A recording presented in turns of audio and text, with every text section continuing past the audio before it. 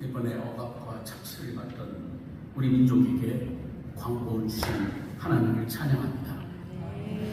하지만 광복을 이루어주신 하나님을 기억하지 못하는 너무도 많은 사람들이 있다는 것이 우리를 때로는 절망하게 합니다. 더욱이 그 광복의 공로와 영광을 서로 차지하려는 부류들이 많이 활개치고 있어서 더욱 절망하게 합니다. 그러한 시대를 살아가는 예수님의 제자였던 우리들이 해야 할 것은 복음으로 돌아가는 길밖에 없다고 생각합니다. 그동안 한국교회가 상대적으로 중요하게 여기지 않았던 그런 주제를 오늘 생각해 보려고 합니다. 구약의 율법의 상당 부분은 과와 과부 그리고 나그네를 같은 약자들을 위하여 그들을 보호하고 배려하라고 말씀하십니다. 예수님께서 회당에서 첫 설교를 하실 때 이사야서를 읽으시면서 가난한 자들에게 복음이 전해지는 것에 대해서 말씀하십니다. 그러한 모든 약자들과 나그네를 위한 환대의 시작은 오늘 저희들이 읽은 아브라함의 환대로부터 시작합니다. 아브라함에 대해서 얘기할 때 우리들은 창세기 15장 내용과 22장 내용을 강조합니다. 창세기 15장 저희들이 잘 알다시피 이 심층위에 우리들 믿음의 근거가 되는 아브라함이 여호와를 믿으니 여호와께서 이를 의로 여기시고 하는 내용입니다. 그래서 이 믿음을 토대로 하나님께서 아브라함과 언약을 맺으십니다. 22장은 이삭을 번제로 드리라는 하나님의 명령에 순종하는 내용입니다. 이러한 아브라함의 행위로 하나님께서는 아브라함에게 큰 복을 주십니다. 하나님께서 약속하신 축복은 자녀의 축복과 천하만민이 내시 곧 예수 그리스도로 말미암아 복을 받을 것을 약속해 주시는 내용입니다. 오늘 저희들이 읽은 내용은 15장과 22장 사이에 나오는 아브라함이 세 손님을 접대하는 장면입니다. 상대적으로 덜 중요하게 여기고 주목받지 못하던 그런 장면입니다. 하지만 이 사건은 구약 성경은 물론 신약 성경에서까지 매우 중요하게 다루어지는 주제입니다. 오늘 이 아브라함의 환대를 같이 생각해 보시고 본문으로부터 시작해서 신약의 내용까지를 살펴보려고 합니다. 18장을 이해하기 위해서는 바로 앞에 나오는 17장 내용을 이해해야 합니다. 17장 내용을 요약하면 하나님께서 아브라함에게 3번이나 아들을 주시겠다고 약속하셨는데 드디어 17장에서 아브라함에게 찾아오셔서 이름을 열국의 아버지라는 의미로 아브라함으로 바꾸시고 새로운 언약을 맺으십니다. 그 새로운 언약의 내용은 17장 7절과 8절에 있는데 제가 읽겠습니다. 내가 내 언약을 나와 너희 내 후손 사이에 세워서 영원한 언약을 삼고 너와 내 후손의 하나님이 되리라. 내가 너와 내 후손에게 내가 거래하는 이 땅, 곧 온 가나안 땅을 주어 영원한 기업이 되게 하고 나는 그들의 하나님이 되리라. 영원한 언약을 맺고 나와 내 자손의 하나님이 되실 것을 약속하십니다. 그리고 너와 내 자손에게 가나안 땅을 주어서 영원한 기업이 되게 하고 나는 그들, 너와 내 자손들이 하나님이 될 것을 다시 약속해 주십니다. 그리고 언약 이후에 내 자녀들은 할례를 받으라고 명령하십니다. 그 장면 다음에 오늘 저희들이 읽은 18장이 시작됩니다. 18장이 시작은 몹시 더운 날 상수리나무 근처에 장막문에 앉아있던 아브라함이 지나가는 세 나그네를 보고 달려나가 그들을 영접합니다. 성경에 오늘 18장 2절 같이 차에서 한번 읽겠습니다. 성경을 몇 번 읽을 것인데 성경 혹시 안 가져오셨으면 18장 2절 잠깐 찾아보시겠습니다. 18장 2절 시작. 눈을 떠오르는 주 사람 셋이 맞은편에 서 있는지라 그가 그들을 보자 곧 장막문에서 달려나가 영접하며 몸을 땅에 눕혀. 이 2절은 동사들이 연속형으로 연결되어 있습니다. 히브리어에서 동사가 맨 앞에 나오는데 그 동사들을 연속형으로 쓰는 것은 그 동작들이 매우 급하게 이루어졌다는 것을 의미합니다. 아브라함이 한 이전의 행동을 동사들만 연결해서 표현하면 그가 눈을 들었고 그가 보았습니다. 그가 달려나갔습니다. 그리고 땅에 엎드렸습니다. 입니다. 아브라함은 주저하지 않고 이 모든 행동을 마치 기다렸다는 듯이 급하게 했다는 것을 의미합니다. 유목민들은 나그네들이 찾아오면 그들을 대접하고 잠자리를 제공하는 것이 관례입니다. 이 관습을 고려하더라도 아브라함의 행동은 그것을 더욱 뛰어넘는 적극적이고 매우 극진한 행동을 하였음을 성경은 기록하고 있습니다. 아브라함이 그들이 하나님과 천사들인 것을 알았다고 생각할 수도 있지만 히브리서 13장에 의하면 그렇지 않습니다.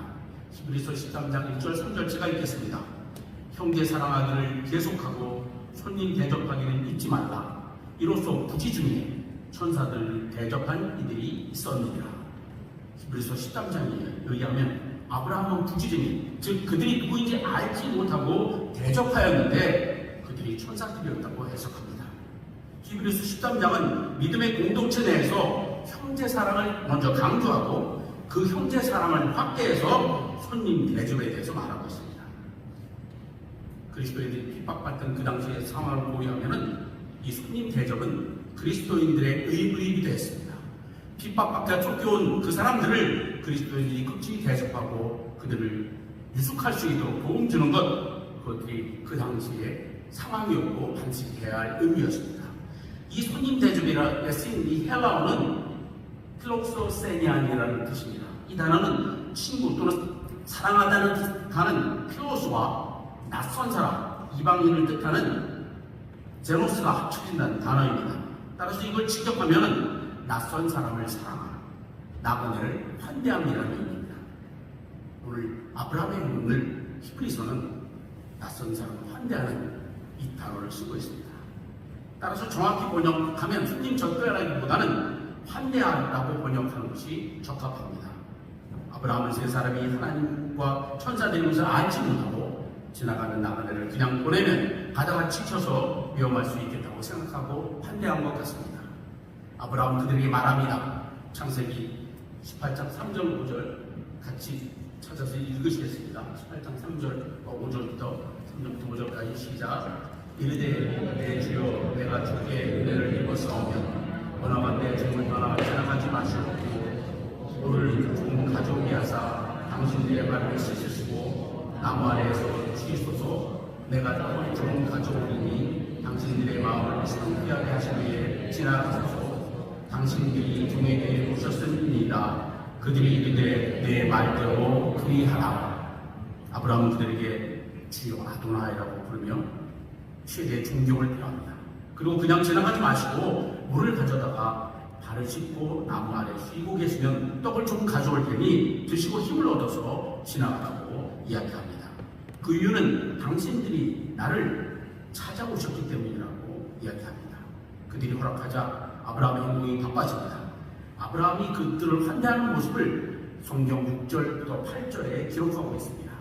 같이 한번 6절부터 8절까지 같이 한번 읽어보시겠습니다. 시작. 아브라함이 급히 장막으로 와서 사라에게 이르되 속히 온 가운데 제사를 가져다가 반죽하여 떡을 만들라.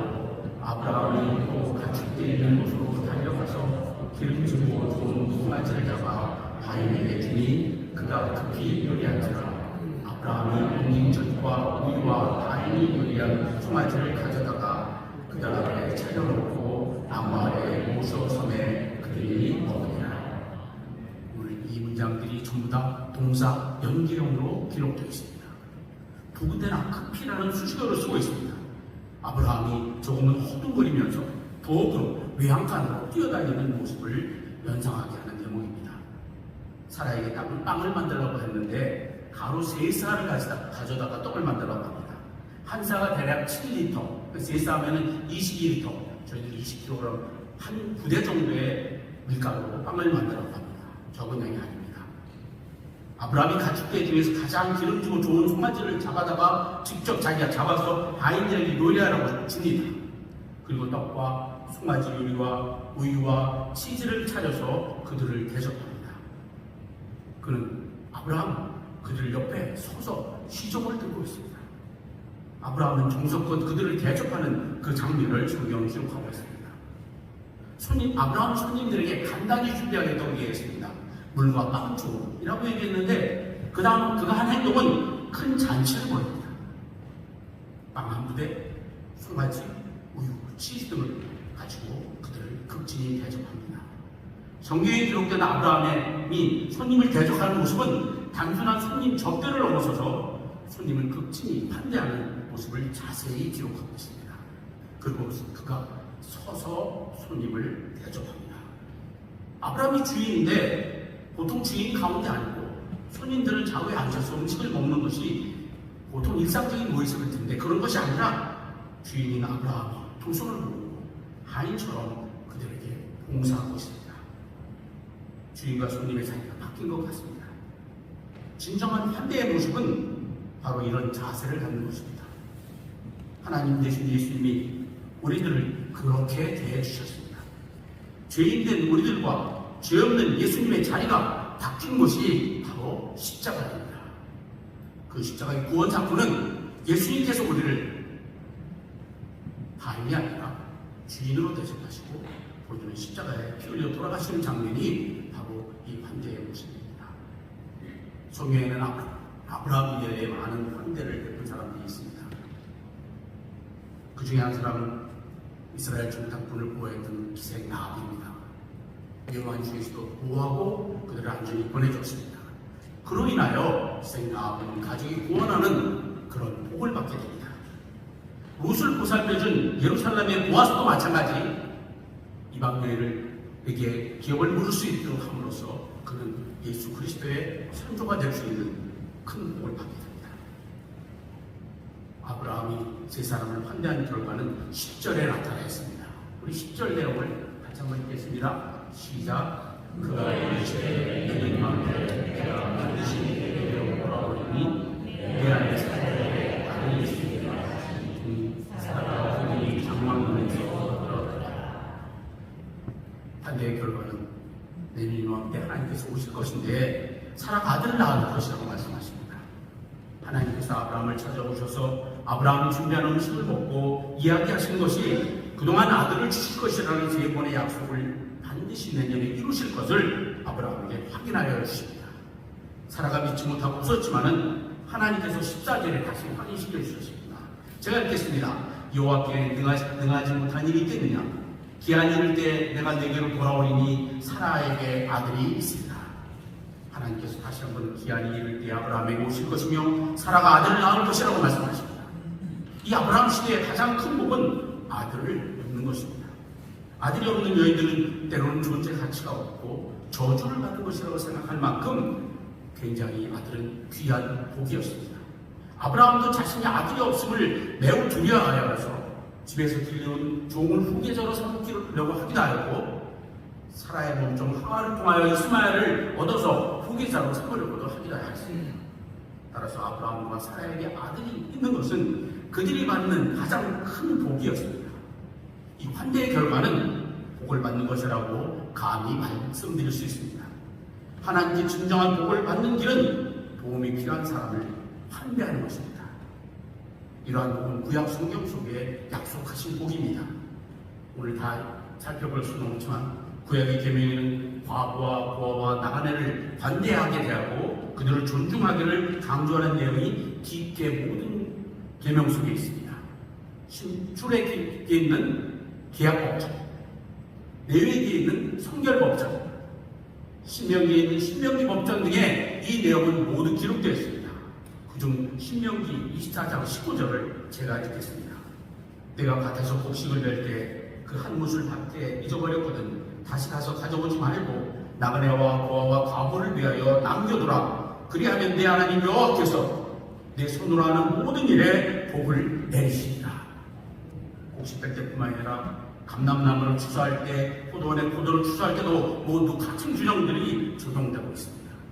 대접하고 환대하는 대상은 곤고한 품꾼, 객과 고아와 과부들이라고 모든 구약 성경에서 명시하고 있습니다.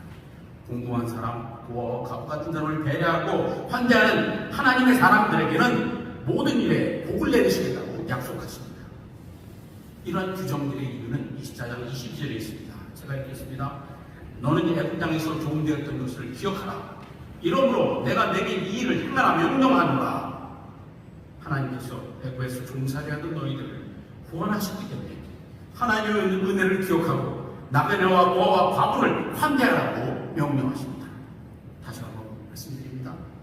환대의 결과는 복을 받는 것입니다. 아브라함은 하나님과 두 천사를 환대하고 아들을 낳게 되는 복을 확정받았습니다. 또한 신명기 24장 19절에서는 나그네와 고아와 과부를 환대하면 여호와께서 내 손으로 하는 모든 일에 복을 내리시리라고 약속하셨습니다. 진정 하나님으로부터 복을 받기 원하십니까? 도움이 필요한 믿음의 성도들, 교회 안에서 형제들을 환대하십시오. 그러면 하나님께서 우리에게 복을 주실 것입니다. 하나님의 약속입니다. 예수님께서도 공생애를 시작하시면서 회당에 나가서 축설교를 하시는데 이사야서를 읽습니다. 그 이사야서는 이사야서 11장 1절과 2절 내용인데 누가복음 4장 18절 19절로 기록되어 있습니다. 제가 읽겠습니다. 주의 성령이 내게 임하셨으니 이는 가난한 자에게 복음을 전하게 하시고 내게 기름을 부으시고 나를 보내사 포로된 자에게 자유를, 눈먼 자에게 다시 보게 됨을 전파하며 눌린 자를 자유롭게 하고 주의 은혜의 해를 전파하게 하려 하시니라 하였더라. 예수님께서 읽으신 이사야서 61장의 내용은 예수님의 사역을, 전체 사역을 요약하는 내용입니다. 예수님께서 하나님께 받은 사명은 복음을 전하는 선지자이고 기름 부음 받은 메시아의 사역이었습니다. 선지자와 메시아로서 예수님께서 하신 사역은 성령의 능력으로 사회에 소외된 자들, 가난한 자들, 그리고 이방인들을 포함한 온 인류를 위하여 봉사하신 것을 공생을 시작하시면서 이사야서를 인용해서 직접 말씀하셨습니다. 예수님께서 공생애를 지나시면서 몸소 행하신 많은 지상사역이 주로 사람들을 먹이시고 그들 환자들을 고치시고 그들에게 복음을 전파하는 것이 예수님의 사역이셨습니다. 때로는 죄인된 인간들을 대신해서 십자가 치신 것이 우리들에게 영생을 주시려고 지극히 고귀한 반대를 우리에게 베푼 것은 말할 것이 없습니다. 신약시대 교인들은 이런 예수님의 정신을 이어서 예수님이 하신 일들을 이어받아서 나그네들과 믿음의 형제들을 환대하였습니다. 오늘 히브리서 13장 1절 2절을 제가 읽었는데 사도 바울은 로마서 12장에서 그리고 그리스도에서 하나님을 분별하는 새로운 생활을 이렇게 하라고 저희들에게 권면합니다. 제가 읽겠습니다. 소망 중에 즐거워하며 환난 중에 참으며 기도에 항상 힘쓰며 성도들의 쓸 것을 공급하며 손 대접하기를 힘쓰라. 손 대접이 환대입니다. 히브리서에서는 형제 사랑과 나그네 환대를 강조하였고 로마서는 성도들의 쓸 것을 공급하고 나그네 환대에 힘쓰라고 권면하고 있습니다. 두 본문 모두 교회 내에서 소외되고 도움이 필요한 자들을 환대하라는 강조의 말씀입니다. 이것이 성령 안에 살아가는 그리스도인의 제자자들의 삶의 모습이라고 이야기하고 있습니다. 사도 바울이 에베소 장로들에게 고별 설교를 하는 내용에서 사도 바울은 이것을 좀 더 확장해서 강조합니다. 사도행전 20장 35절에는 마태복음의 8복 이외에 복음서에 등장하지 않은 9번째 복이 등장합니다. 아마 복음서 저자인 위에 어떤 사람이 바울에게 예수님의 이 말씀을 전해준 것 같습니다. 사도행전 20장 35절 제가 읽겠습니다. 범사에 여러분에게 모본을 보여준 바와 같이 수고하여 약한 사람들을 돕고 또 주 예수께서 친히 말씀하신다. 주는 것이 받는 것보다 복이 있다 하심을 기억하여야 할지니라. 복이 있습니다 하는 그 문장을 그대로 쓰셔서 주는 것이 받는 것보다 복이 있다 라는 예수 그리스도로부터 받은 말씀을 사도 바울에게 전했고 사도 바울은 에베소 장로들에게 마지막 고별 절개를 하면서 이 내용을 얘기합니다. 9번째 복은 주는 것이 받는 것보다 복이 있다는 의미입니다. 하나님께서 우리 죄를 대신하여 아들 되신 예수님을 주신 것은 저희들 우리들에 대한 가장 큰 환대입니다. 이것을 기억해야 합니다. 따라서 주는 것을 실천하지 않고 주는 자의 복을 모르는 사람은 진정한 성도라고 할 수 없습니다. 주는 것이 복음을 실천하는 것입니다. 그렇게 환대를 베풀어야 되는 이유는 나그네와 과부를 대변되는 약한 이들을 환대해야 하는 이유가 우리 예수 그리스도께서 우리들을 위해 스스로 십자가의 피를 돌아가셨고 그 흘린 피로 인하여 우리들은 만나나 탕감받은 자들이라는 것을 깨닫고 나가서 예수 그리스도의 은혜를 전해야 합니다. 우리들이 만나는 도움이 필요한 자들을 마땅히 긍휼히 그들을 대해야 합니다. 아브라함처럼 또 나그네를 대접하는 자들이 되기를 소원합니다. 아브라함이 부지간에 하나님을 환대한 것처럼 우리도 예수님께서 하나님 되신 예수님을 어떻게 너희들이 살아가면서 환대할까 하는 방법을 저희들에게 가르쳐 주신 말씀이 있습니다. 그 그 말씀을 실천하면 됩니다. 그 내용 마태복음 25장 35절에서 36절입니다. 제가 읽겠습니다. 내가 줄일 때 너희가 먹을 것을 주었고 목마를 때 마시게 하였고 나그네 되었을 때 영접하였고 헐벗었을 때 옷을 입혔고 병들었을 때 돌보았고 옥에 갇혔을 때 와서 보았느니라. 사람들이 우리가 언제 그랬습니까? 라고 물을 때 40절에서 예수님이 말씀하십니다. 임금이 대답하여 이르시되 내가 진실로 너희에게 이르노니 너희가 여기 내 형제 중에 지극히 작은 자 하나에게 한 것이 곧 내게 한 것이라 하시고, 이 말씀은 설명이나 해석이 필요하지 않은 말씀입니다. 오늘 말씀을 정리하려고 합니다.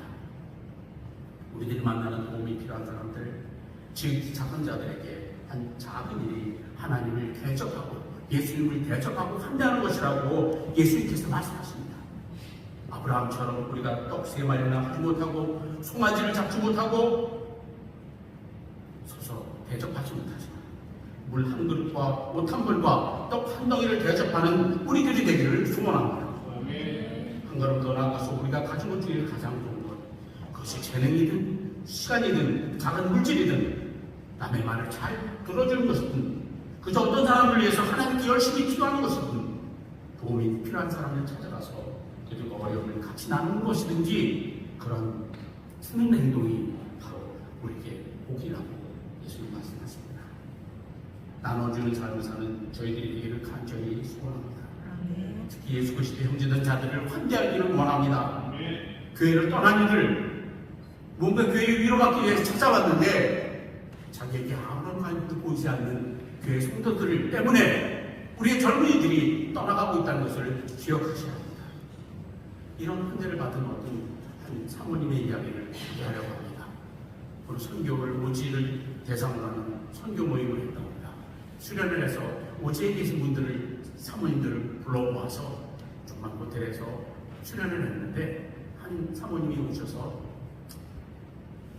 따뜻한, 너무 오지에서 호텔에서 따뜻한 물이 나오는 걸 보고 그곳에서 따뜻한 물로 샤워를 3번이나 했다고 나와서 간증하고 이야기하면서 거기 모인 무리들에게 나는 오늘 하나님께서 천국의 커튼을 살짝 열었다가 천국을 보여주시고 다시 닫는 체험을 하였습니다. 우리가 아무것도 아닌 것 같은 작은 행동을 하였을 때 그 행동이 그들에게는 큰 울림이 된다는 것을 기억하시고 기쁘시길 말씀을 원합니다. 많은 사람들이 희망을 잃고 절망 속에 살고 있는 깜깜한 밤과 같은 시간을 지내고 있는 이 시대에 우리들이 예수님의 빛과 향기를 조금이라도 비추는 삶을 살아서 하나님께 영광을 돌리기를 원합니다. 그 이유는 우리 모두 예수 그리스도로부터 우리 죄를 대신하여 죽으심의 환대를 받은 자들이기 때문입니다. 기도하시겠습니다. 사랑의 아버지 하나님, 아브라함 같지 못하고 아브라함처럼 큰 잔치를 베풀지 못하지만 우리들 옆을 그저 스쳐가거나 우리들이 만나는 때로는 가슴 아픈 이들을 위하여 잠시 서서 기도하게 하시고 주머니에 있는 것 좋은 것 나눌 수 있게 하시고 주는 것이 받는 것보다 복되다는 예수 그리스도의 말씀을 실천하며 살아가는 저희들 되도록 주여 도와주시옵소서. 감사드리오며 예수 그리스도의 이름으로 간절히 기도하옵나이다. 아멘.